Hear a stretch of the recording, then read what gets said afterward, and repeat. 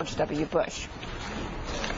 Dylan. All right. I want to read the Paulson comments. I've got Representative Grayson with us, who's a strong advocate of transparency in our government, lest you think everybody there wants to keep secrets. That is, in fact, not the case. Elliot Spitzer, Gavin, Contessa, all still here. But here's the comment that came out of Hank Paulson in delivering the money to the banks last fall. He says, if a capital infusion is not appealing, you should be aware that your regulator will require it in any circumstance. Now, bear in mind, he's the regulator. He represents the regulator in that context. Representative Grayson, are you there? Yes, I am.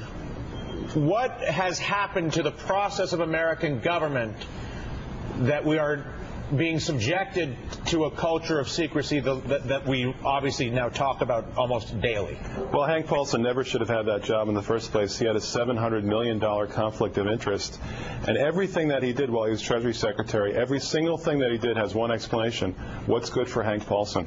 If you were, I'll come back for a Hank Paulson conversation, quite honestly, not because I don't want to have it, but because I'm concerned that the system of the American democracy has broken down to the point that whether it's Hank Paulson, Dick Cheney, taxpayer bailouts of AIG, whatever it is, that the process by which we are making the decision to torture, the decision whether it is, I don't care even about what the decisions are, but the mechanism by which we are making decisions in this country with American resources behind closed doors, in private meetings, and then we find out after the fact about whether it's waterboarding or with a bang or whatever it is.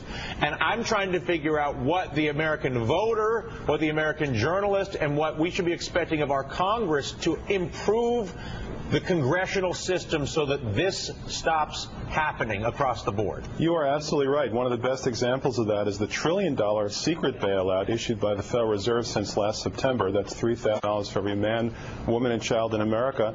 And they won't tell me or any other member of Congress who got the money.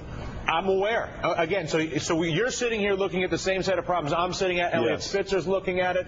Gavin Paulson is looking at it. And honestly, everybody else in America is aware. Even if you don't understand the finance, if you don't understand some of the dynamics, you do understand that decisions are being made with your money behind your back in a way that you may not have approved of, that are to the benefit of small constituencies.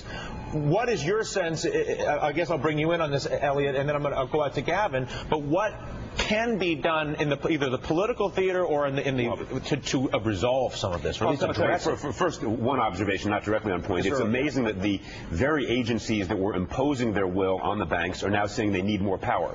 Now, there's the Fed and Treasury are saying, we will prevent this crisis next time if you give us more power. They had all the power in the world. They just didn't use it at the right moment. But I think the answer is for members of Congress, like Rep. Grayson, to call the hearings and call, not in an angry, not in a inquisitorial way. We don't need a witch hunt, really.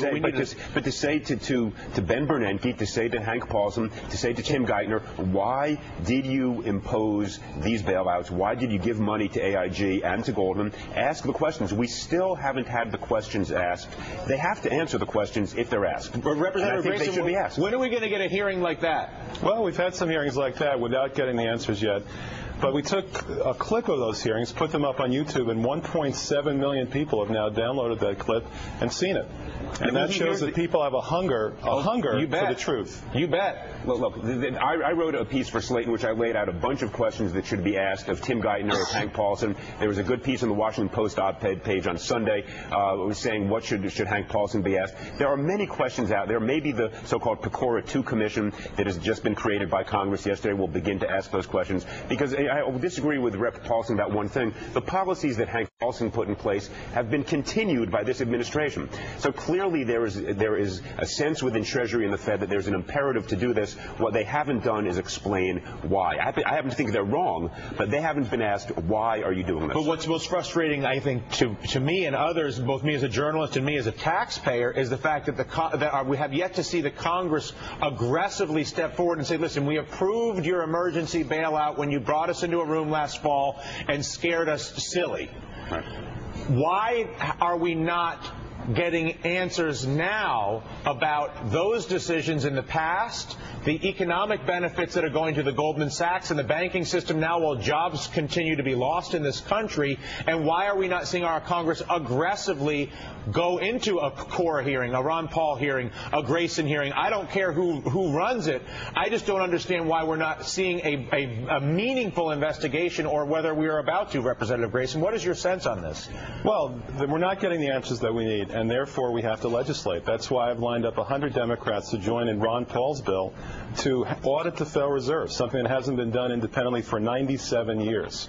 And when they're handing out $1 trillion of our money, and we could reach a point where we'll need a bailout of the Federal Reserve, we deserve answers. That's why we need to legislate. That's why we need to expose this and put some sunshine in the system. What is the threshold for you, Elliot, and you, Representative Grayson, and Gavin, I want to get you in here, for keeping it secret? In other words, you look at Dick Cheney and defending his secrecy. He says, we focus on getting their secrets instead of sharing ours with them, and on our watch, they never hit this country again. So their argument is the ends justify the means. That's the Cheney argument, is ends justify the means, and the Paulson argument is we don't believe it is tenable to opt out because doing so would leave you vulnerable and exposed, and then goes on to say you should be aware that your regulator, which is Paulson, will require it in any circumstance. And then I got a stack of letters from this Freedom of Information.